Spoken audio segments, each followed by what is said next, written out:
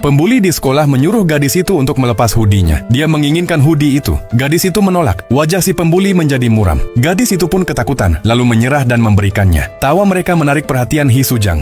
Dia ingin turun tangan tapi menahan diri. Begitu juga seluruh kelas berpura-pura tak melihatnya. Keesokannya, para pembuli menghadang gadis itu lagi. Kali ini mereka mengincar AirPods-nya. Pemimpin bully merampas satu dari telinganya dan berkata, "Aku cuma mau pinjam beberapa hari." Karena tak berdaya, gadis itu menyerahkan AirPods satunya. Lalu mereka meminta chargernya. Dia mencoba nolak, tapi gadis-gadis di sekitarnya mulai memainkan rambutnya. Sebuah ancaman tanpa kata. Dia tidak punya pilihan selain memberikan chargernya. Namun sebelum lanjut jangan lupa follow ya guys. Mimin doakan, semoga orang yang sudah follow sehat selalu dan dilancarkan rezekinya. Hee Soo-jang sangat muak. Dia melihat sekeliling, berharap ada yang bicara, tapi tak seorang pun ada yang bicara. Dia malu setelahnya, marah pada dirinya karena diam. Jadi dia memutuskan lapor ke guru. Guru datang ke kelas dan meminta yang dibuli untuk angkat tangan. Pembuli menatap gadis itu, mengancam diam-diam. Karena takut, gadis itu tak bisa bergerak. Akhirnya guru membawa pembuli ke kantor dan memberi teguran keras, tetapi tak mempan. Bahkan itu membuat mereka memburuk. Kembali ke kelas, mereka menuntut siapa yang mengadu. Terhening. Lalu pembuli itu mengeluarkan cutter dan mulai mengiris buku pelajaran tiap siswa. Memaksa si pelapor untuk mengaku. Hee Soo-jang melihat bukunya dirobek. Dalam hati marah, tapi tetap menahan diri. Tiba-tiba, siswa laki-laki berdiri, mencoba menghentikannya. Pacar pembuli itu maju, menendangnya hingga jatuh dan memukulnya di depan semua. Tak ada yang bicara.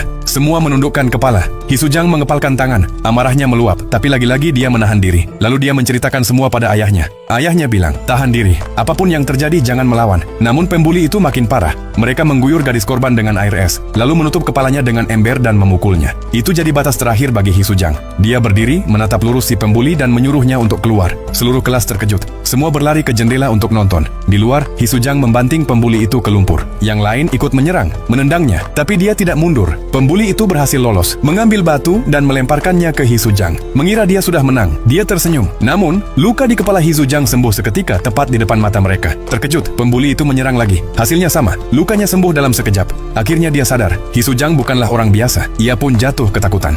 Pacarnya datang membawa tongkat baseball, mengayunkan ke arah Hee Soo-jang. Dia menghantam batu ke kaki, merebut tongkat dan melawan balik. Pada akhirnya, Hee Soo-jang dituduh sebagai penyerang tunggal. Saat pemeriksaan medis, dia tak punya satupun luka terlihat, sementara yang lain penuh memar. Ayahnya harus menjual rumah hanya untuk membayar ganti rugi. Dan tindakan keadilannya tak membuat satupun berterima kasih. Sebaliknya, teman-teman yang dia lindungi mulai menjauhinya. Tak lagi menyebutnya pemberani, tapi berbisik-bisik di belakang, memanggilnya monster.